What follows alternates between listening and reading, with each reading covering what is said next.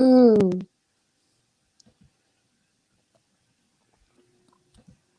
my little cool. And no success, dreams in the making. I grinded for it, seems like an eternity. Now I know what it takes to make it. EYG the label, EYG the brand. EYG the label, and EYG the brand. Just elevate your grind. Exclusive young G's, put the city on our back. Grinding through the mud, climb up out the strong. Elevated status on done. EYG the label, EYG the brand. Yeah. We back. Episode two, man. The EYG Roundtable. We here. I'm John McKissick. I'm joined by Representative Greg Jizzle James. We back in this thing, man. We appreciate everybody tuning in for episode 1. As we promised, episode 2 from here on out, we're gonna have guests. So, how y'all boys doing? I'm doing pretty Cool, good, man. Bro. Living the life. Yeah, representing you at work, right? I am always, man. Always at work. Always working for the people. Hey, clocked in all the time. Yes, sir. What you got going today? Well, today been a long day. I had a committee conference this early this morning at 10:45. So in the House and the Senate, when two bills are not congruent or the same and we disagree, we have to go to like a conference committee and agree on the bill. So they take 3 from the House, 3 from the Senate. So we agreed on the bill. From that, I'm coming here. I got a press conference at 12:30.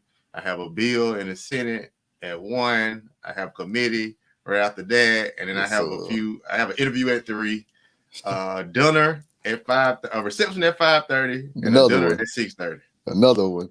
Yeah. All right. Well, we appreciate you for blessing us with your presence. With your time. You know what I'm saying? Thank you, sir. We know you out here trying to save the people, bro. So we appreciate you. Jizzle, what you got going, man? You going to the studio today? What you got going? Oh, you got a studio at the crib now, right? Yeah. Shout out to you, letting everybody know that. And shout out to yeah, man. So we always clocked in, man. So that's my day, off day, but it's a clocked in day. Wrapping up the project, man. Coming real soon next month. So we at the final touches of it now. So now it's just more recording, making the process a little bit more difficult. But man, yeah, just picking out selection of songs, man, and enjoying this day and this weather right now, man. Yeah. So when it comes to the project, EP or album, what you calling it? It's gonna be a tweener. So you know what I'm saying? Right now, you know me, I'm always hitting up for suggestions like, hey, how many you think, you know what I'm saying, or what have you. So right now, man, I'm thinking, I got a solid that I just right now, you know what I'm saying, it's probably gonna be a part 2. So that's what I'm gonna really break it down to at the end. But so we're looking at probably like 8 to 10, you know what I'm saying, 8 to 10, maybe a bonus here and there. Oh, I'm waiting, bro. So shout out to it. I want y'all to hear it. Y'all know, I only let y'all hear them certain stuff, but you know what I'm saying. But I'm really ready for everybody here, man. Especially y'all boys, though. Y'all got a lot of shout outs and everything, man. Yeah, bro. We waiting, bro. Yes, yeah. So for me, man, my week, I've been spending a lot of time like taping and coaching other actors. And then I got a big audition that I got to do in the next couple of days. So yeah, this week started off kind of hectic for me too. But shout out to it, like my boy Jizzle said. That's why we do it. Yes, that's why we do it. I had a chance to take my boy, little bro Patrick Walker. He just booked the role that we take. That's shooting in Atlanta. A show. I'll tell y'all more about it when the world knows. But it's gonna be a big one for him. Yeah. A big one for him. He been going for a minute too, though. So shout out to him. Yeah, bro. He been doing it for 10 years. I've been doing it for 9. So they say that strong, baby. That overnight success, bro. Used to be about 10 years. What is that? It's usually about 10 years, bro. So we at that mark now where the world ready to see us. All right. Yeah, but in news, man, y'all heard about Geno Hayes? Oh yeah, I seen that. Passing away. Yeah, former Florida State player. I didn't see that. I saw that. I saw it on my newsbreaker, but I don't read it. But I saw it that the NFL player passed away. I didn't read it though. Like 33, right? What happened? Yeah, 33, man. Rest in peace to him. Liver failure or something, right? He had a liver disease. So his family knew, you know, it was coming. He had been sick for a while. You know, the public didn't really know. You know, it was news to us, but his family knew, and his mom pretty much called like his coaches and told him. So yeah, man, you know, we losing some people, man. Soldiers. You know, some legends. Make sure you go to the doctor, man. Get checked up, because I've been the worst at that. I've just started actually going on a regular basis, and so I went maybe like a day or two ago, and so I got blood work for them to check my HDL, LDL, and you know, all those things like that. And so I kind of, you know, I'm fit and I'm vegan, and so I'm invincible to myself, right? And so I even found out I had like elevated blood pressure. Some, you know, because I just do so much stuff, and I, you know, operate off limited sleep. Right. And I'm energized, right? You know, but it does do something to your body though. So it's important for to get checked, especially men. Yeah, because most women go to the doctor. Yeah, just get you a doctor, man. Yeah, man, we don't like the doctor. Yeah, and it's crazy you said that, bro, because I just did the same thing. I had appointments last week, you know, like a physical. So you know before you get a physical, you got to do a week before you got to go get the blood work did. You know what I'm saying? So just got all that did and found, you know what I'm saying? Like you say, like how we move and operate, even though we, you know, watch what we eat, treat our body like our temples. You know what I'm saying? We still got certain conditions that we overlooking in a sense that we may never know about. So, you know what I'm saying? Yeah, I got some information too that was vital for me to understand moving forward, you know what I'm saying, how to attack certain stuff. You know what I'm saying? So it's like, hey, it's very important, especially with our people, our culture, men in general. You know what I'm saying? Don't be scared to go get seen about, man. It's gonna pay off at the end of the road. You're gonna have to go at the end of the road, so you better go in the middle now. of the road. Yes, sir. Yes, so you know, we got a dope guest today, so we ain't gonna be long with what we got. Anything you want to cover with entertainment? Just Oh yeah, man. A quick tad bits. We got a couple new projects out right now, man. Y'all go check out. Put your ear to the streets, or you know what I'm saying. It's Moneybag Yo, Gangsta's Pain, I heard that. Street Sermons by Moray, talented dude. Justin Till EP dropped by Corday. Very different type of music for you to listen to. Yeah, Corday dope, bro. It's dope, bro. For real. And a Latin artist, man. His name is Mike Towers, man. Mike Towers, MYKE Towers. You know what I'm saying? He put a project out called Like Mike, LYKE Mike. You know what I'm saying? So go check him out, man. Dope Latin artist, man. As well, that boy Mo3 dropped a postpartum album. So y'all go support him and his fam, man, and you know, support that as well. You know, DMX passed this week. Well, since the last time we spoke. Well, yeah, we put it in the topic since last time we spoke. So you know, the legend lost, like bro was saying. Definitely G-Shock. He passed as well. Yeah, rest you in know peace, what I'm saying? G-Shock. As well. Digital Underground, if y'all didn't know him, he helped put Tupac on in a sense as well. So if you know who that was, that's who that was. Shock G.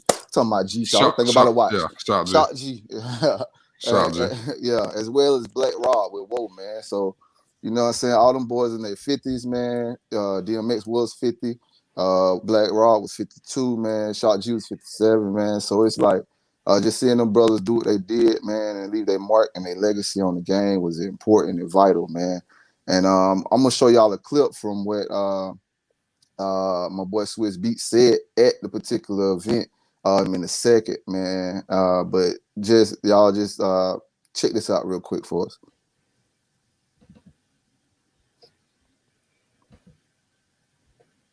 I just wish all these people showed up for him when he was here. You know what I'm saying? You got thousands of people claiming who they are and tickets and things like that. This man needed everybody. He didn't need everybody when he's not here. He needed everybody when he was here. You understand? So we got to learn how to celebrate each other while we here. I don't want y'all to show up to my shit when I'm gone. Unless you was showing up while I was here. I want to be sent off with the same love that I had when you were standing next to me. the things that I'm witnessing from my brother's passing, it's a big educational, it was a big educational thing for me to learn. I'm glad that I got to see it at this age. A lot of people ain't your friends. A lot of people ain't your family. And I need everybody to do a will. You have to do your will. You do not want strangers, bloodsuckers, handling your business when you're not here. You want the ones that you love handling your business. But I'm gonna make sure my brother's straight. I'm gonna make sure my brother's family's straight, my brother's kids are straight, and everybody in here better do the same as well. 'Cause this. Yeah, man. Yeah, so I feel like that was profound in what he said, and I want to get y'all boys' take on that in a second. But just to let y'all know, the New York State Senate is going to honor his legacy basically by declaring December the 18th DMX Day. So going forward, starting this year, they said they're gonna start saying December the 18th is DMX Day, which is his birthday. He would have been 51. I feel like that's just due in all that he brought to the table. But just to get a tad bit of y'all knowledge for the people, kind of like what were y'all getting from what Swiss Beats was saying to the people right there? Jim? Oh, okay. Well, I mean, with anybody, right? I mean, it's just not DMX. Like when you at the epitome, at the climax of your career, all of us gonna go through this. You know, that's why Jay-Z said all kings get their head cut off. Because when you at your top of your game and your money is good and you looking good and you just a man, everybody is gonna be around you, you know. But when you have your trials and tribulations and you fall off, I mean, we know that we're playing sports, right? Yes, sir. So you Got to be greater than the game, like I guess say. That's right. So it's just in human nature when you're not relevant, people are not gonna be around you. They're not gonna gas you up. But he's right though. People need to start giving people their flowers while they're here and not just act like, you know, me and him so cool and, you know, taking pictures and posting pictures of, you know, old pictures when they had pictures with DMX. But that's the culture though, man. You know, that's the social media age where everybody wants to be attached and be degrees within someone. And so that's kind of where we are. And just in his generation, but he is right. He had a lot of demons. He had a lot of things he was going through that he needed friends and support around him. And so I can definitely kind of contest to that and, you know, attest to it and just understand what he was saying. Right. But to be honest, that's just human nature. Yes, sir. Yes, sir. What you think about that, Big Jock? Everything bro said I agree with. But also the important thing he said was about the will. Because that's a lot. It's a lot of people who die without a will. Living will. And it really ruins their families. You know, their families are fighting over money. They're fighting over houses. You know, petty stuff that could have been, you know, dealt with by the necessary paperwork. You know, the necessary paperwork. Yeah. So will or trust, whatever, you know, it depends on, you know, what you got, you know, what you have. But some sort of will needs to be set up. And like he said, he gonna make sure his brother good, but everybody doesn't have that luxury. Yeah, you know what I'm saying? Yeah. And just to add on top of that, a lot of people need to hear, and I've been on my family about it the past couple of years, but you know, we need life insurance. You know what I'm saying? Like you gotta have life insurance. You don't want to pass away and be a burden to your family. You know what I'm saying? They trying to scrape up 10 to 15K to bury you. You know what I'm saying? Instantly. You should be richer. You should be richer dead than you are living. You know what I'm saying? That's my theory. So, you know what I'm saying? One of the best things Clemson did was when you graduate from Clemson, they give you $15,000 in life insurance. So, you know, I had that, and then you know, in the past couple of years, I've taken out a couple more. So, Mom Duke's gonna be good if something tragic happened to J50. Right. So, you know, I've just been stressing that to my people, the culture, everybody around me, my peers is. Man, get that life insurance, man, because it's vital. Yeah, it's vital. Get insurance, period. Get insurance, period. Yeah, that's true. Yeah, absolutely. Hey, I took a pretty good grip on myself too, man. You know, my niece, if I don't have any children before I pass, she gonna be done there with me now. Yes, sir. So on the philanthropy, political tip, I know you said you wanted to talk about, the nonprofit some this time, Rep. Mm-hmm. So what you want to talk about this week?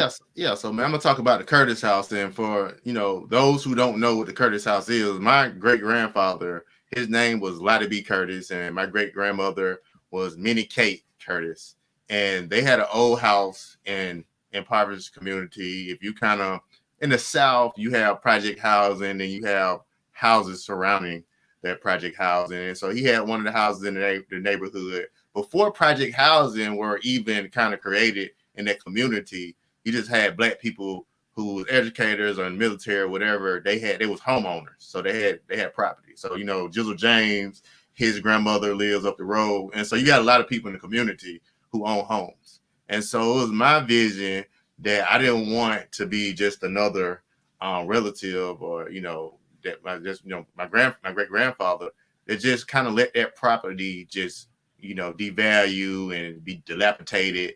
So I went to my grandmother and her sisters and purchased the property along with some of my uncles and my cousins and my brother, and we actually purchased the land and converted it into a community resource center.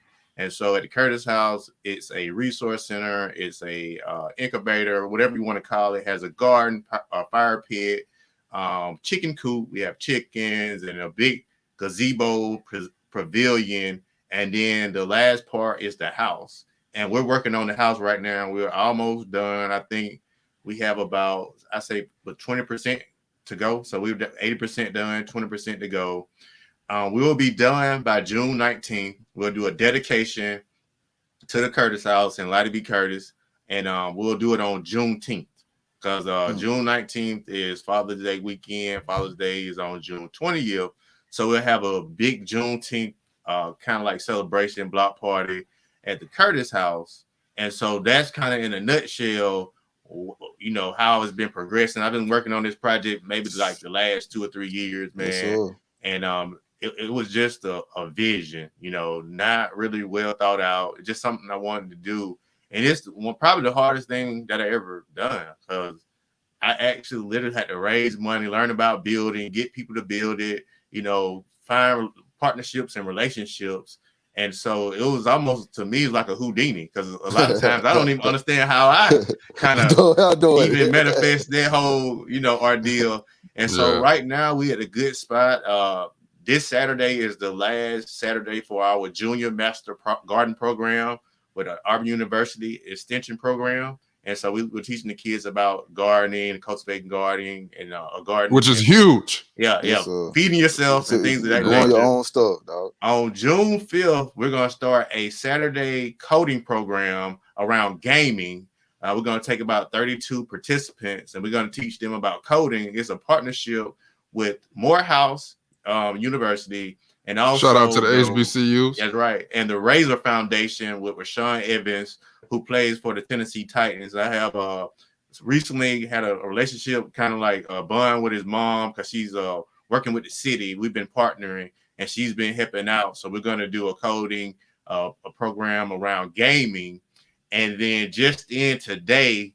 We finalized our partnership with Auburn University and a young lady named Jalea Taylor, who's a graduate student at Auburn University, and it's young professionals in training. And this is a great program. It's a pipeline from the Curtis House to Auburn University to the point where if kids go through this program, they'll get free admission into Auburn University, and we're working on getting them free tuition as well. And so we're working with every department from ag and forestry to business to education. And it's basically like a mentoring program, pathway program, where kids from the Curtis House community, or, if you don't have to necessarily be from that community, but any impoverished kid who's looking for a way out, and you kind of want to be molded and kind of groomed for a position, whatever you want to be. We have that lined up for you. And it's from with grades 5 through 12 grade. And so that's big because that was one of the things that I wanted to do, right? I'm not about feeding kids and having fun. I'm about, hey man, how can I create a millionaire? How can I create a productive citizen? And so this is going to start maybe like in July is getting finalized now, but this is going to be a great program for the kids, man. I'm excited. There's a few more things in the works, but we hadn't worked them out yet. But one more thing is that Auburn University donated a greenhouse to the Curtis House. So this fall, we'll take the garden that we have, that's an outside garden, and we'll convert that into a greenhouse. And so we'll do stuff around agriculture and entrepreneurship. And, you know, we already got a community garden, but a greenhouse. Organic garden. That's right. Yeah, organic garden. But with the greenhouse, we can plant all year round, right? So that's big. And so that's pretty much. I could talk about the Curtis House all day. I'm just gonna leave it there. Yeah, we gotta say something for him next time. That's right. That's right. We gotta say something for him next time. We wanna get to our guest here, but we got a special guest for him who also is a huge philanthropist. I consider him a brother. I know Jeremy does too. We met him back in 2011 on a show called Necessary Roughness, and he was still playing, professional football at the time. So now you do know he's a professional football player, ex-retired professional football player, as well as an author, an inspirational speaker, philanthropist, as I mentioned, a brand ambassador, a business owner. Man, this brother does everything, man. His name is Stevie Baggs Jr. He's from Pompano, Florida, but he resides in Atlanta now. But he won't let you forget that he's from Florida. So we're gonna bring my brother in right now, man. Stevie Baggs. Bro. Yeah. Welcome to the round table. EYG, man. Hey, listen, I'm all smiles, man. I got Jizzle on here. I got the boy JG on here, and I got the one and only J50. So I got J in your name. So I had to put Stevie Baggs Jr. to put a J in my name. Yes, so, sir. It's the J factor, man. EYG.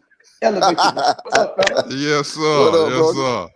Bruh, so we mentioned Pompano, man. How much of growing up in Pompano affected your foundation to be the man that you are today? Yes, sir.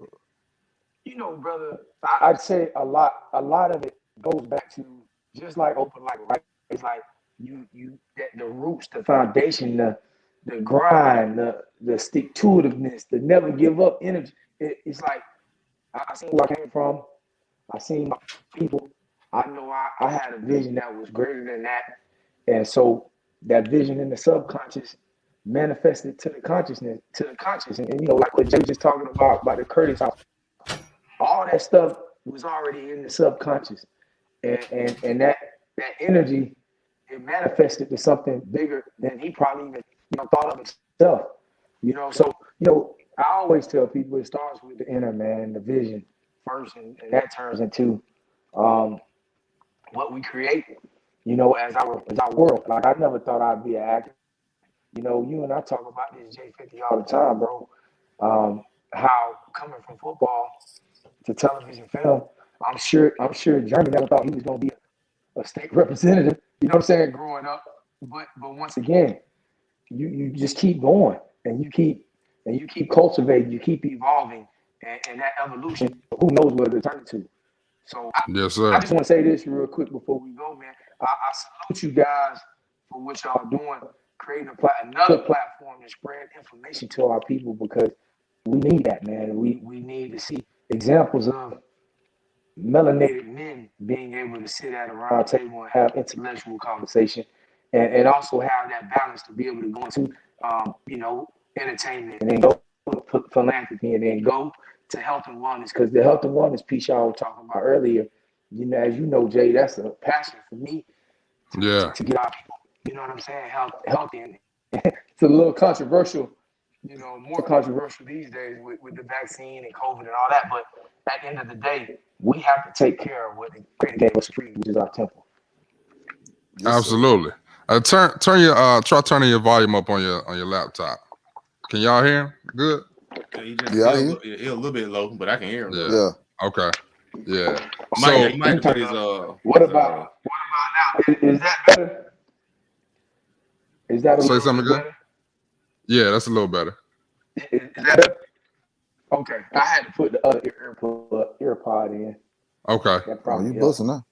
Yeah. So you're a little bougie. I know you can't have both But of the ear pods in and what got stuff. But AirPod You know, 14s, you don't know, I gotta keep one ear. I gotta keep one ear open just in case they knock at the door. I need it all. yeah, bro. Yeah. Since you mentioned it, before I forget, I know you have a role in Atlanta, a title that you actually earned regarding around health. Like you're some type of ambassador, correct? Yeah, I used to be the health and wellness ambassador for the Yes, city of that. Atlanta.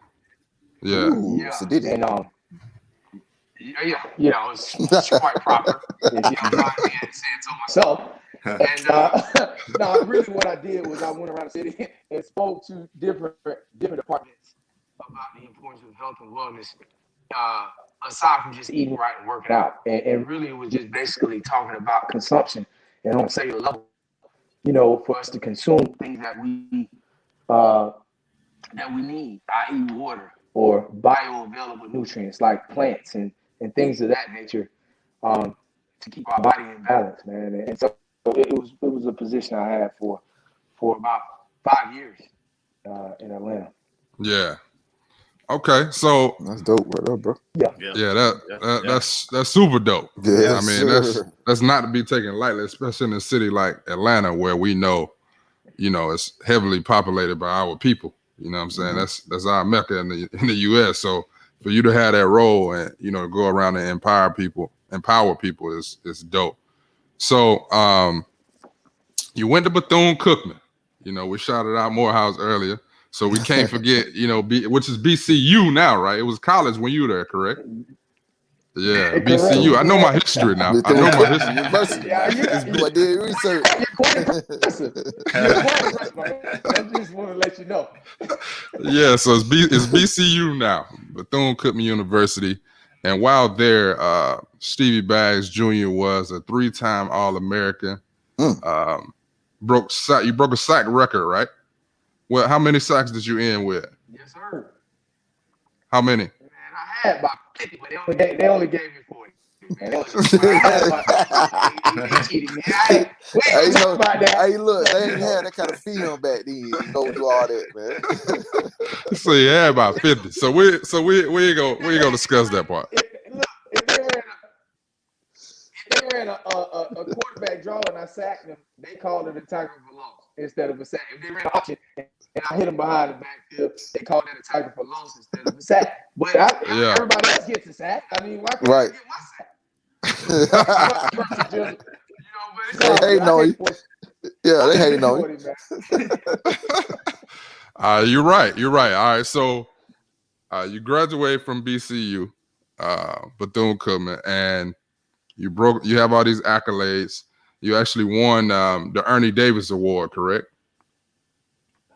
Mm-hmm. And you don't get drafted, which is we've seen, with some of our, favorite players or favorite teammates who definitely should have been drafted. I think Jeremy Gray is one of those people. I would like to say myself. So, you don't get drafted on draft day. What's going through your mind? Because I know me personally, even though I knew acting was further down the line, I had dreams and aspirations to go to the NFL for 4 years, start a production company, and retire. That was my goal. Mm-hmm. So to me, the world was over. So did you have that same feeling? Oh man, it was devastating because I won Ernie Davis Award, but again I also won the Black Ops Player of the Year Award, which is the same award Jerry Rice, Walter Payton, Michael Strahan. So I'm thinking I'm out of there, man. And then the year before, Rasheem Mathis, one of my DBs, he went in the second round, and then the year after me, Nick Collins, my other DB, he went in the second round. And so if I'm bringing the heat off the edge and my two DBs crazy, I'm like, you see the film? Like, what's up? But I had a thing happen to me, man. And looking back, hindsight, being 2020, I'm kind of thankful. It's hard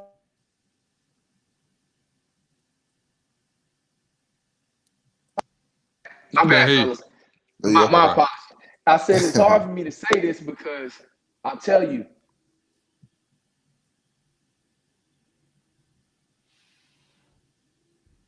I missed a lot of money. Hear me? Okay, there it is. I can hear it now. But what happened was, You're man, right. I tweaked my hamstring a week before my pro day. Mm-hmm. And the year that I came out was the same year they let Maurice Claret and a lot of the younger guys from big D1 schools go to the combine. So guys like me who were small college guys, we got bumped out. So I had an invite to the combine, but when they invited them big school guys that were younger, they bumped a lot of bubble, small school guys out. Anyway, so the only thing I had to show was my pro day. Well, I tweaked my hamstring, bro, a week before my pro day. So leading up to my pro day, my agent at the time tells me, I was training in Pompano. He said, don't drive from Pompano to Daytona, 3-hour drive, 3.5. He said, don't go to your pro day. They're going to try to force you to run. It's going to mess up your draft stock. Now, mind you, I was the strongest linebacker in the draft that year. I did 225, 35 reps. And I could have at least done that and met guys. It was 21 teams, fellas, at a black college to come see me, and I wasn't there. Ooh. So that's what blacklisted me. Looking back now, I know that's what happened. And the only thing I can say is if I would have got drafted or gotten the money with the lack of information that I had at the time, it probably would have been detrimental to me.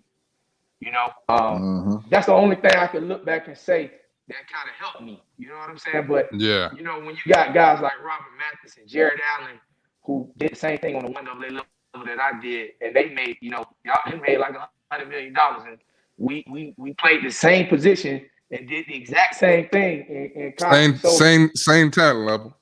It's kind of it's hard, man, to sit back and watch that sometimes. But now when you think about everything else that's come after that and how the universal God kind of moved things around, I'm thankful, man. Bless. I'm thankful. Yeah, bro. God got his own plan now. You know what I'm saying? and it's way better than ours. So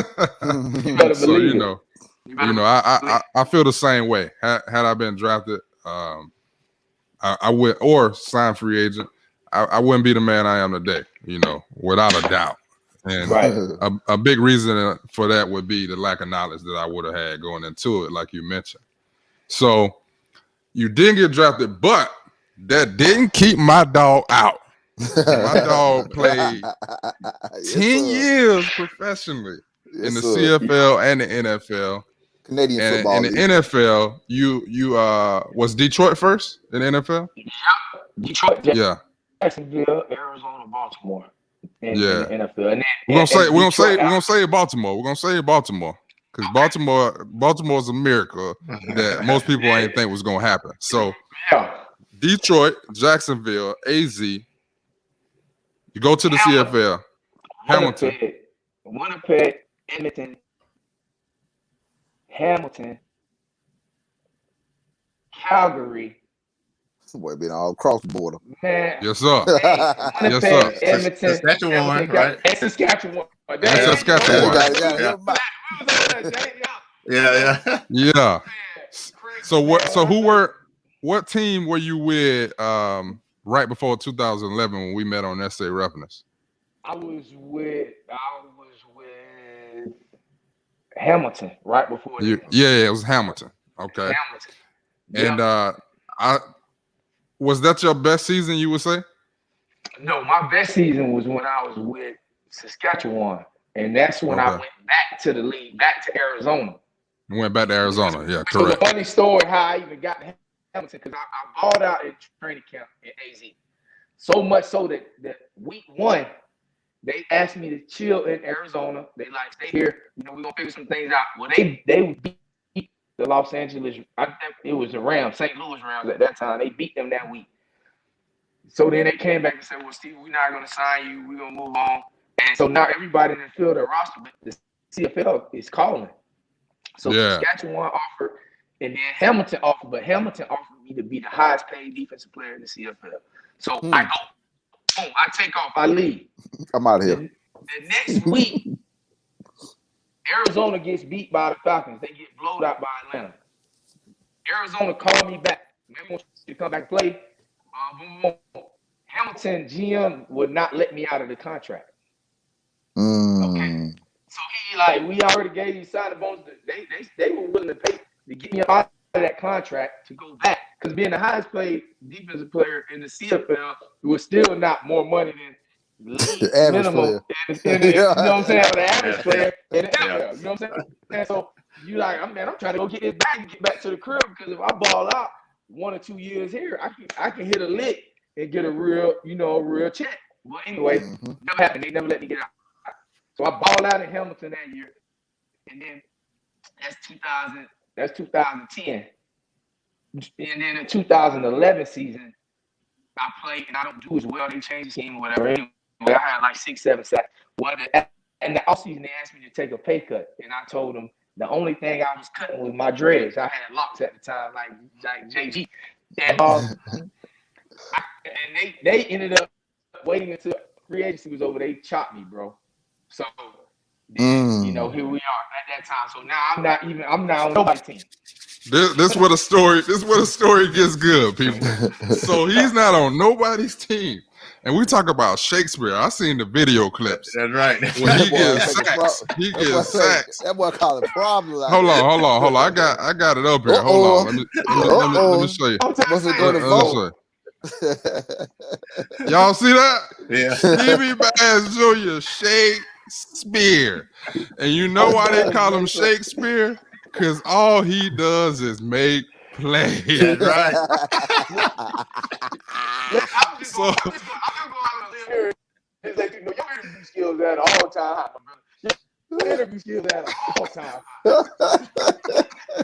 Hey, listen, bro. So 2011. Oh, man. It's funny because you were coming off of that where Hamilton cut you. They chop you because you didn't want to take the pay cut. Gutter was coming off. You had 9 picks in Harrisburg. I was coming from Kansas City. The Commands, AFL. Oh yeah, the Command. He was coming from Command. Yeah, he was coming from Kansas City. Had a great season, and I was coming from minicamp with Saskatchewan. Right. Wow. All getting ready to, or thinking we're getting ready to make these leaps in our careers, and boom, you get cut. Saskatchewan tell me we ain't signing you. Go to Kansas City. He like, man, I'm trying to go to CFL. He going to these workouts. Nothing really popping. We end up in Atlanta. You know what I'm saying? This guy, Mark Ellis, who's I'm not even gonna say arguably, he's the best sports coordinator / director in the business. You know what I'm saying? If you've seen Any Given Sunday, the program, Coach Carter, Remember the Titans, Longest Yard, Water Boy. If you've seen any of these films, the list goes on and on. That's just a few. If you've seen those films, he's the guy that coordinated the stunts, hired the players, coordinated the plays. He's a legend. So he gives us 3 an opportunity to come on this show, Necessary Roughness, which was on USA at the time, and be featured extras to be like the players, because he only used guys who were on the bubble NFL, CFL guys, or real good in the AFL. Like, he only used like ballers. So I remember being in like the waiting room or like the holding room and looking around at these people, and I'm like, man, we can go play a game. Like, there's some ballers here. Like, we need to go play a game. So that's where we met Stevie. And after the season of shooting Necessary Roughness, he gets picked up by the Baltimore Ravens. So how did that even come about? Man, so I had 7 agents in my whole career as a pro football player. At this point, I've been on 9 teams. Baltimore was my 10th, and then the 11th would ended up being Calgary. So my agent at the time, he's like, man, nope, Stevie, no teams want to touch you right now. Everybody in CFL, they got all their players for free agency. So Nope, everybody's filled up. We'd have to wait to see if somebody gets hurt or whatever, and then they, all right, cool. So I started making calls like I did early on in my career to these teams, because a lot of guys ask me, man, how can I get in the league? How can I get an opportunity? And I'm like, bro, you got to call the GM yourself. You got to send out your own film. You got to email these guys on your own. Like, if you really want to do it, if you really want it, you got to go ahead and don't depend on the agent. Go do it yourself. So at any rate, I ended up having calling Ozzie Newsome myself, man. And I had conversations with Ozzie when we were on set. I was calling him some days, and I told him, I said, Ozzie, I'm in shape. I'm ready to go. All I need is an opportunity. So, man, they flew me out, and I ended up running a 4.58 at 30 years old, man. And they signed me, bro. You know what I'm saying? And here I am. I remember when I don't know who called me about necessary roughness, and they were like, man, come on, they want you to be an extra. I'm like, man, I'm not about to go out there and be an extra on a TV show. My brother, my brother was in, Disney stuff when we were younger, and Universal Studios, and I done some extra stuff with him. They're like, man, you sitting around all day, I'm good. Man, not only did I get a chance to get a little feature role on there, like Jay said, I got my first almost real major credit, on my IMDb from Necessary Roughness. And so then I met guys like Jeremy and Jock, who I looked on my IG the other day, fellas. Y'all are the first two people I followed on Instagram. Really? That's really, crazy. y'all the first two people I followed on IG, because I remember everybody was talking about Instagram back then, and you was like, bro, you need to get on this. I'm like, man, what? Well, put everybody on. Wait, put me on. You know what I'm saying? Instagram is owned by Facebook now. Facebook, you owe me a check. Because I got so many people on your site, on your app, because if I got Stevie Baggs on there, there's no telling how many other people I got on there. I remember that, man. I remember that when we was sitting in the weight room, and he was like, yeah, man, I'm on this, but I'm about to get on this Instagram. And then he was like, hey, man, I'm built for this type of stuff. So he got his following up. And I'm like, man, he kind of just took it away. He got all those followers now. And so he's very good at being an influencer. Man, listen, my brother Stevie Baggs said, if I get on his Instagram, the sky ain't the limit. They say it's footprints on the moon. That's right. Gear? You talking about gear? Gear? Hey, listen, so quick story before I jump into the next point. Stevie owned what would you call it? A coffee shop at the time? Yeah, it was a little bit of everything. Yeah, coffee shop, smoothie. I used to call it the conscious. I used to just call it the conscious center, man. Because that really was the front. You know what I'm saying? Yeah. Exactly. Yes, so he owned a dope spot in Atlanta. They would do open mics, etc. And Stevie is a brother who's gonna pull out the threads every day, just about. If he ain't got on the threads, he probably chilling in his athleisure wear because he work out like 3 times a day. So, this one young lady, she got upset with Stevie for something. I don't even remember what it was, and she told Stevie, "That's why you wear that. You wear that shirt once a week. Yeah, I done seen you in that shirt once a week. Trying to like." Jab at him. And when she said that, I was like, what? Stevie got wardrobe for days. And as soon as I had this thought, Stevie was like, you want to talk about gear, Lord? I ain't got no problem with gear.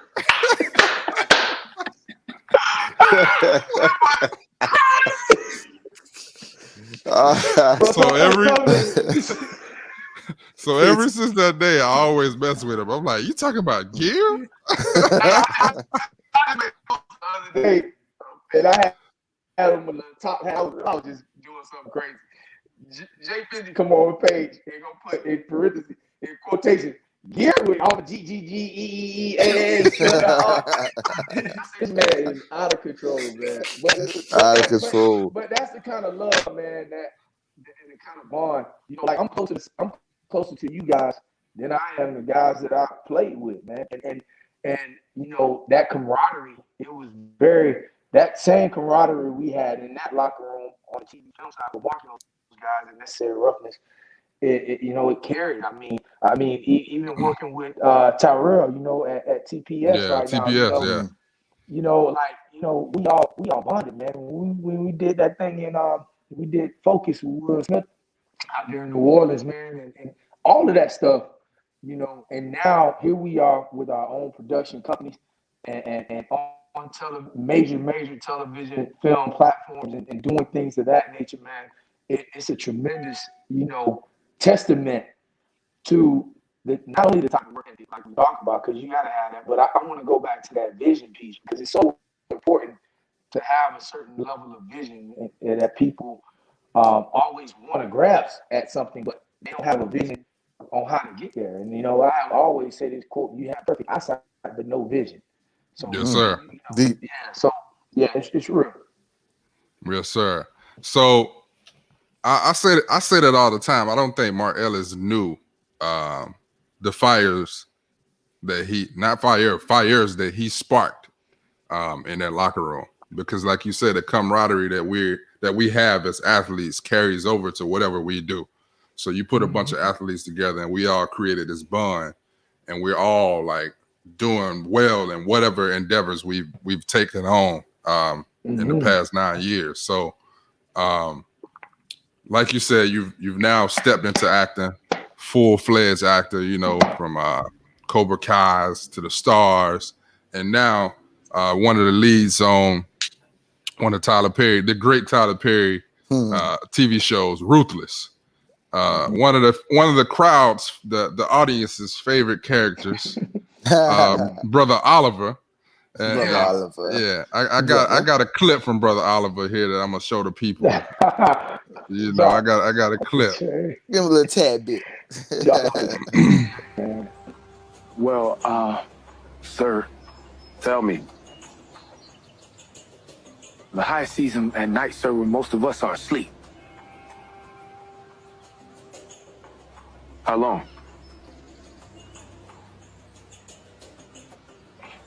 Well, Doc, I feel like I shouldn't be saying how long. It's been going on for about 2 weeks. Sir. You never told me. I'm sorry. I'll talk to the Heist about it. Please don't tell the Heist that I said anything, sir. No. I'll wait for him to tell me. He tells me everything. Yes, he does. I know that. Yeah. So hey, look, you ain't know we had you now. You ain't know we had you out here. We got you. Y'all trying to tell a little something. Pulling out all the stops, man. This is. I got some work to do with my podcast. God, DMX funeral highlights and all that. Hey, listen. I'm a visual guy, you know, so I like to give people visuals. Paint the picture. But yeah, so that character that I've seen a couple episodes, and that character is interesting to me because I know Stevie, you know, and when I'm watching that character, I don't see Stevie Baggs, and that's, as an actor, that's what you want to do. You want to exude what the people should see in that character, and not just, oh, this is Stevie Baggs, because that character is he's kind of bashful at times. He stays clear of all trouble. Like, he tries his best. And I know Stevie Baggs back in the day was running to the trouble. You know what I'm saying? Young Baggs. You know what I'm saying? I tell it. Off the dresser, bro. Remember off the dresser? TTG. So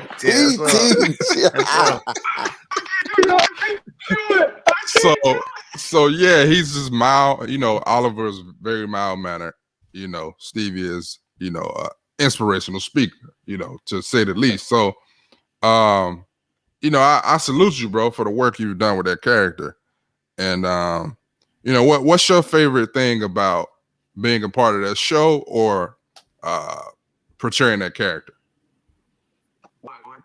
Thanks for the love on that, man. As an actor, you know, that's always good for your fellow comrades. It's like kind of when we playing the game. Like somebody said, man, buddy can ball. You know what I'm saying? That's almost the same compliment, man. So I appreciate that, bro. As you know how much work it is in this business, we had the work we had to put in to be, good artists. And the favorite part I'd say would probably be the cast. And last year when we shot, we just finished season 3, but last year when we shot part of season 1 and season 2, we had to be in the bubble. So it created once again another level of camaraderie where we were all together all the time, going over lines, creating new synergy with our characters and just being able to really unpack and play with it in a different light. And then this year, coming back, to shoot season 3, the nuances that were there was the comfortability. And then, you could play with your character more. You knew the different nuances, and you knew how TP directed and how you could add certain lines and take your time on certain things or speed another scene up. So it was just, the cast was my favorite part though, because the majority of the actors that I ended up being around, even on Underground Railroad, man, these people went to school for this. You know what I'm saying? Like, these are real true thespians that have degrees for acting, man. And so to even be in the same area, with these people, for me is definitely a gift, and I'm thankful. So, yeah, bro, just learning from them and always being, open to receive more truth. You know what I mean? Is one of the things that I love about this craft.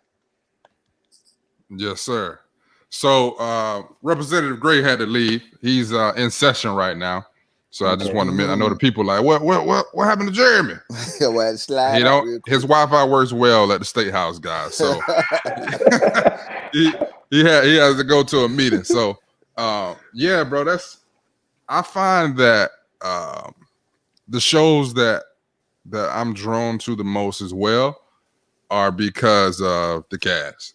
You know what I'm saying? And the relationship and the bond that we have. And I think that stems from being an athlete, because the best teams that you play on, you have the best bond with the players, you know what I'm saying, with your teammates. Yep. So, yeah, I agree with that 100%. So, Underground Railroad, when does that drop for the people? It drops May 14th. May 14th. May 14th. Yeah, my character in that is called Jacob, named Jacob, and I'm in the first 2 episodes, so it's a limited series, so it's only 1 year. They're not gonna come out with multiple seasons, but Barry Jenkins, y'all, and Brad Pitt, they produced it, so y'all know their track record. Brad Pitt, of course, everybody knows, but Barry two legends. Barry Jenkins. If you don't know him, you need to get familiar. You know what I'm saying? Because everything he touches is gold. The brother's dope, man. And he gave everybody on the main cast. I wish I had my wallet here, but he gave everybody a $20 bill with Harriet Tubman face. Literally, somebody hand drew the Harriet Tubman. I almost want to go find it now, just so I can show you. And I'm gonna go find it. Yeah, yes, sir. Hey, well, the people got to see that, Stevie. Yeah, I gotta go find it. So I found it. Here it is. They did that, man. Isn't that crazy? Oh man, hold on. Let me zoom in on that. Oh wow. And so I had it in my wallet ever since, man. And it's I'm not gonna spend it, but he gave it to all the some of the main characters, man. But it was just that kind of energy, man. Is also great. Him and Tyler, two different. They're both great, but it's two different vibes, right? Yeah. Most people who really are into acting and the thespian vibration, they know Barry gonna go there, and then the cinematography is gonna be there. And then I shot. The thing about TP is his work ethic and his motor is just so high, so he's gonna kick out so much content. Yeah, and that's great in and of itself too, because to see a billionaire on set every day directing every single scene, Jake, you already know how that is. Yeah. That's on set directing every single scene for Ruthless every day with us. Yeah. Okay. It's a different level of greatness. Yeah. But it's just still two different lanes of greatness, but greatness nonetheless. So I shot 2 episodes of Underground Railroad in a month in Savannah. I shot 30 episodes of Ruthless in 8 days. Okay, and I wasn't the main character. I wasn't the main character on Underground Railroad. I'm a series regular. I'm one of the main characters on Ruthless. So imagine going in and you got 20 to 30 pages you have to memorize that day. Yeah. You see what I'm saying? You got about 10 scenes maybe, and 20 to 30 pages of dialogue you got to memorize. This Tyler Perry. Then going back on Barry Jenkins, you got 5 lines, but you better bring all of it as far as the 5 lines. You better bring it. Yeah. you better bring it because you know what I'm saying. You might have a chance to do more takes. TP, you one take, show this one take, and you out of there. You might get a chance to get another one if he feels the need. Connection. So, Yeah. you know what I'm saying? Yeah. Barry Jenkins, though, he gonna say, nah, let's do it like this, Stevie. And what do you think about this? And so just 2 levels of greatness and 2 different types of energy, but doing the thing at the same time. I just wanted people to get a perspective of the difference, though. Like I shot Underground Railroad in 2019. It was 19. And 19, and it's just coming out in 21. Yeah. That's crazy. Season 1 and 2 of Ruthless Last week. last August. Yeah, last week. And it's already, you know what I'm saying?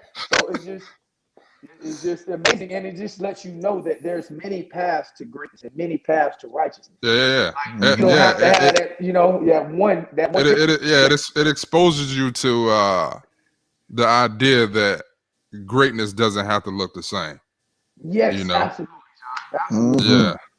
It doesn't have to look the same. And that's what I try to get people to understand is I think my biggest strength is I'm able to take myself out of John McKissick and view things from other people's perspective. Yeah, you know what I'm saying? Like so like everything will operate how I see the world. Exactly. So I think that's a superpower for people to realize is, okay, well, this is what I prefer, but there's also other ways to do it.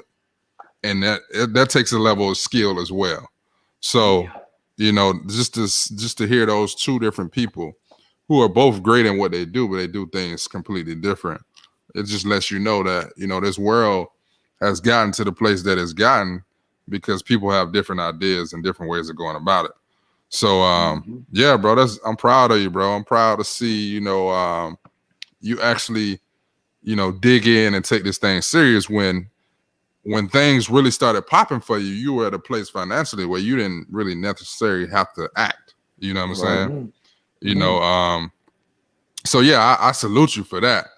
And you know, taking football and then taking, you know, the different endeavors as a business owner, philanthropist, and now an actor, and putting all that into being an author. And you wrote the book, your first book was Greater Than the Game, which is to this day still one of my favorite books. I tell people about it all the time. If you could give somebody, if you could sum up that book, the message of it, or your favorite passage or whatever it is, if somebody asks you to give me your best piece of advice from Greater Than the Game, what would that be? Well, Greater Than the Game is just a book that helps you understand how to be greater than the game that society and life is playing on you. How to recognize that your worth and your value can't be just tied into your bank account or your occupation.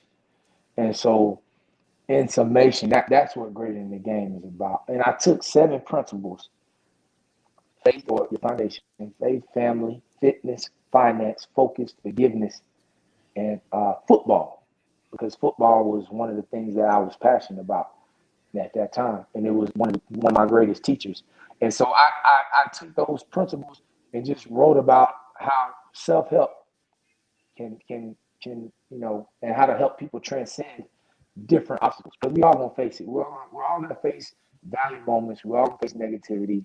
And I just wrote from my perspective how I was able to face it and overcome it and use certain skills you know, to try to transcend and like you say, be greater than the game. You know, trying to take people to the Super Bowl in a game called life, man. You doing All it. right. You did it for All me. right. You know what I'm saying? Because some ideas that I had about life in general, after reading Greater Than the Game, I would say 2 books that I think helped me mentally were The Secret and Greater Than the Game. You know what I'm saying? I was already at a place where I felt that I was like mentally tough to do what I needed to do. But reading those 2 books kind of helped sharpen my, you know, my mentality. And then most recently, you wrote the book Woke. So same question for Woke, but a little bit shortened, I guess. What's the biggest piece of advice you feel that comes from your latest book, Woke? Oh, I'd say to recognize the power of words, to recognize that the more that you know, the more that you don't know.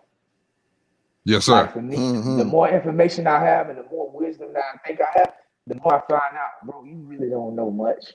Because there's such a vast amount of information that's available to you. And the one thing that woke has taught me even more is I mentioned it earlier. If you let go of your tradition, you can open your hand to truth. If you let go of your religion, you can open your hand to righteousness. All of that is ingrained. I mean, is in woke and more. It's a dictionary for the conscious mind. So if you're not trying to expand your mind and your consciousness, you might not want this book. And I have to recognize, kind of like Tyler Perry, I have a certain demographic in the people that are going to vibrate to my energy and what I like. Kind of like what you was talking about earlier, Jock. Like you first become conscious or open to something, you want to get on the rooftop and scream it to everybody. Hey, look, man, I got this. Whatever. You know what I'm saying? Like you want everybody to like, family, come on, friends. But it's not like everybody can't perceive it. Right. The majority of people are not going to grasp to it. And so what I had to learn was it's not your side, my side of the truth. It's your truth, my truth, and fact. So if me and you looking at a number, you looking at a 6, Jock, and you telling, and I'm looking at a 9. I'm telling you two, I'm blue in the face, bro. This is a 9. You saying it's a 6, but we're standing right across from each other, but the number's right in the middle. So our truth is that it's a 9 to me. Your truth is a 6. So we yelling and we going to war. We have fights. We have art. We have debates. And it's not until I get outside. Hold on, bro. We, I know you want to finish, but we not just gonna graze over that whole analogy. Now I'm gonna say that tonight, and I'm gonna say it with so much conviction to whoever I'm talking to that they gonna think I came up with it. Yes, sir. Now, me and you are sitting directly across from one another, right? Right. We're looking at the paper. We're looking at a number. You telling me that it's a 9. I'm telling you that it's a 6. Come on now. Stop, listen, bro. Hey, that's so cold because it's so true. It's that's the way you can say your truth is my truth and my truth is my truth. You know what I'm saying? Your truth is your truth. So it's like, bro, that's cold. Yeah. But the fact is that it's a number. It's still a number. The fact is that it's a number. The fact is that it is a number. Just like in religion, just like in politics, just like in economics. There's always something in life that someone else is going to say, this is my truth, because this is the only thing I'm exposed to. This is the only thing I've ever seen. Is this not? You touched it. It is. I'm back. It's not until we get over to the other side of someone else's vision, perspective. Exactly. So you're like, oh, Jock, that is a 6. You're like, that is a 9. That is a 9. My bad. and that's what I was speaking on earlier, like of being able to see somebody else's POV. You know what I'm saying? Like point of view, people. I might not agree, or I might not want to, operate that way, but I'm still open to seeing why you see it that way. Like, let me hear. Like, show me. It's exactly what you practice, bro. But dang, That's it, really, bro. It still makes sense. I can see why you do that. That's it. Because I was able to let go of my own tradition to open my hand to true facts, inarguable facts. Like, you think gravity give a damn about your height, weight, or your bank account, or your race? You fall off a building, you coming down. Inarguable. Coming down, Jack. You see what I'm saying? Like your heartbeat. You think your heartbeat, if you think you bad, tell your heart to stop. Or tell your pancreas to. So it's like when you talk to people and things that are inarguable, that's when you can come together. But we can argue anything, especially things that are man-made. When you go back to nature, for me, I've been able to find inarguability. And when you find inarguability, you can find peace, you can find togetherness, you can find facts that supersede man's opinion. Like you can cut some flowers down, but I guarantee you, when spring come again, they're gonna grow back up. It's coming back. They're coming back, Jack. Just as sure as the leaves fall off the tree. This is arguable thing. So when I got to that place in my life, and I recognize that now I don't have to validate my thoughts and affirm my position with anyone. I just have to model what it is that I practice, and if someone is attracted to that energy, they'll come. You know what I'm saying? I don't have to force it on people. And I used to be in a position where I wanted to force my light and my energy onto people, and that's the biggest thing I think area I've grown in as a conscious and you feel more at peace now, right? Way more peace, brother. Yeah. Because the thing is, bro, you know that I found out, and I've become more observant and more quiet over the years because I can talk. I love to talk, but I'm more observant. But the thing is people will inquire your mindset by just watching the way that you live. You know, seeing how things work out for you, seeing how other people are attracted to you. Yeah, they'll inquire like, well, how do you do this? What do you think about this, Stevie? You know what I'm saying? And that's the blessing in it all. You know what I'm saying? Like you were saying earlier, that's one of the things that I've, started to kind of tell other people is like, bro, I can sit down and eat lunch with anybody, a Buddhist, a Muslim, Christian.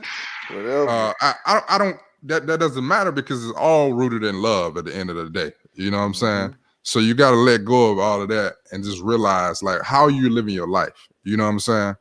You can read this Quran, you can quote this Quran to me, but how you live in life, like how you treat me. You know what I'm saying? Like that's all that matters to me.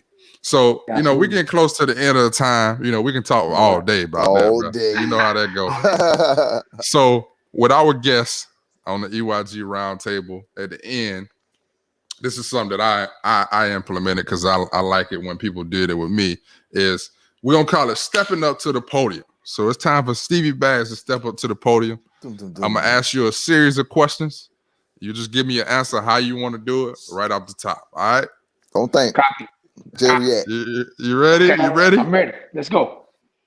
All right. First question. You are a father, so if you could give your beautiful daughter, Honor, one piece of advice that you wish you had grown up knowing, what would it be?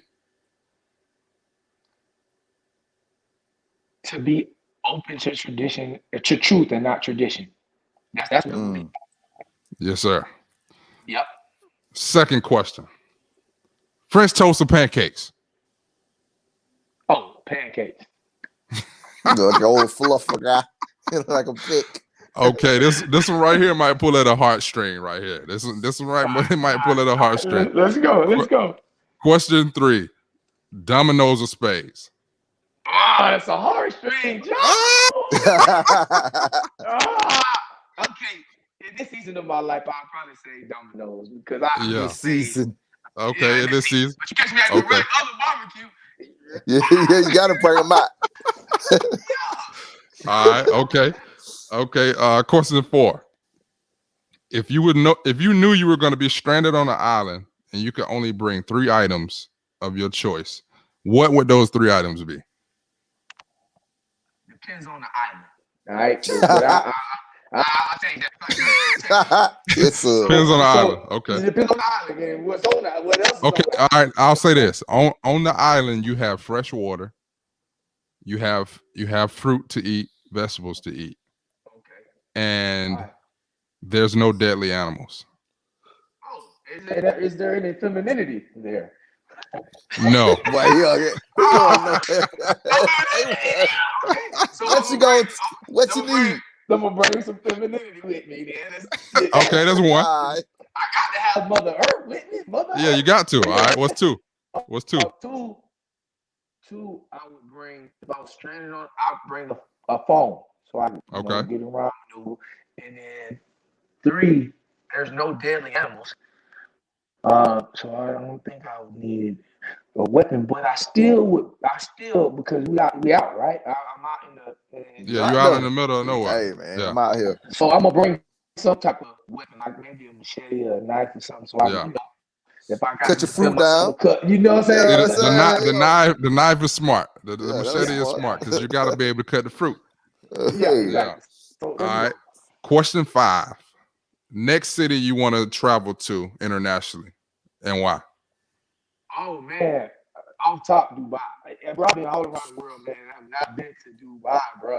So that's off top Dubai because I'm a hookah head, so I love. Yeah, I'm a hookah head. That's the hookah capital. Hookah head. Yeah. All right. Last question. And this is like one of my favorite questions that I've ever been asked. So I had to implement it. Choose 3 people, living or not. You can have breakfast with one, lunch with the other, and dinner with the third. Wow. Who are those 3 people? Come on, John. You gonna do it like that? Yes, sir. It's only 3. Yes, sir. I'm gonna do it like this. Who you having breakfast with? I'm gonna say Mansa Musa. That's who you having breakfast with. I'm gonna say Mansa Musa. Okay. Yes, sir. That's how you start the day. Where you gonna take him to breakfast? Yeah, where y'all at though? Where y'all at? Ain't no telling where you at. He got more money than me. He gonna tell. He gonna just shoot. Yeah, just he taking you to breakfast. Okay. Yeah. Okay. All right. Who you going to lunch with? I got to go see my boy Garvey. I gotta see Garvey. You gotta see Garvey. I know what's going on with the Garvey yikes. And then yes, sir. 3. Man, I'm gonna say my boy X. X, man. Yes, sir. Yeah, okay. I see X, for dinner. Okay. You know what I'm saying? Yeah, so that would be my 3, man. Yes, sir. All right, bro. So that's it, bro. We always wrap up on this show 2 ways. The next to the last thing we do is gym or elevation. So that's a spot where I give a quote, an article, I read a passage, whatever it may be, for the people to go with until the next time they see us. So this week's gym or elevation, I couldn't do it no other way than to give a gym elevation from our brother Stevie Baggs Jr. because, bro, that's what he do. He's the acronym god. You know what I'm saying? he's the acronym god. He's the quote king. So you're gonna be on my podcast. You know I'm gonna get you back. So just get ready. Okay, so this is the gym elevation, and I quote Stevie Baggs Jr. Your path seems harder because your calling is greater. That's it. Your path seems harder because your calling is greater. And this is something that I tell my people all the time. When people come to me for advice, whether they're depressed, they're upset, they're confused as to what's going on in their lives. And that simply means you're going through trials and tribulations because of what you've simply been called to do, right? So if you have these ideas and these goals, these aspirations, you're praying for certain things, and they're huge things, you got to go through a lot to get to that point of success that you're trying to reach, or that goal that you're trying to reach, right? So me, I know that when I got into the industry, I wanted to be an actor since I was a child. I wanted to be an A-lister. I wanted to be known as the greatest big and tall actor to ever live, right? So for me to get to that point, I got to go through a bunch of trials and tribulations, a bunch of, bruises and pains, a bunch of lessons that I got to learn, right? So if you're asking for, or not even asking for, if you've been called, because sometimes you've been called. You know what I'm saying? Your path is your path. So if you've been called for this greater good, you got to go through some things, right? But just because you're going through it, it doesn't mean you're going to fail. Right. I always tell people, brother. You're undefeated versus hardships. You're undefeated. Yes, sir. You know what I'm saying? Because you still here. You still here right now. You telling me about this one. So tell me about the other 372 hardships you've been through. You undefeated. So your path is a little harder because your calling is greater. So I thank my brother Stevie Baggs Jr. for quoting that one. Because I feel that one 100%. So yeah, bro, it's been a pleasure, man. Thank you for coming on the round table. Been an honor, bro. Man, Jizzle, Jeremy, peace to him, and J50, man. Thank y'all for having me on EYG, man. Always elevate your grind. Salute. Yes, sir. And like I said, man, let your life. I want to say this because to that Jim, let your greatest speech be the life you live. That's what I was gonna say when we were talking about that earlier. Repeat that for the people. Let your life be the greatest speech you live. So wait, yes, sir. Whatever speech you want to give, let your life be that Speak example. forward. Yes, you know what I'm saying? Yes, sir. And not meaning that we flawless, because we not. But it means that you faithful to your purpose. So man, yes, peace sir. and power to you, brother. Much love always, man. And forever. Hey, until next time, beautiful people. Stay elevated, my friends. Love you, King. Love you, bro.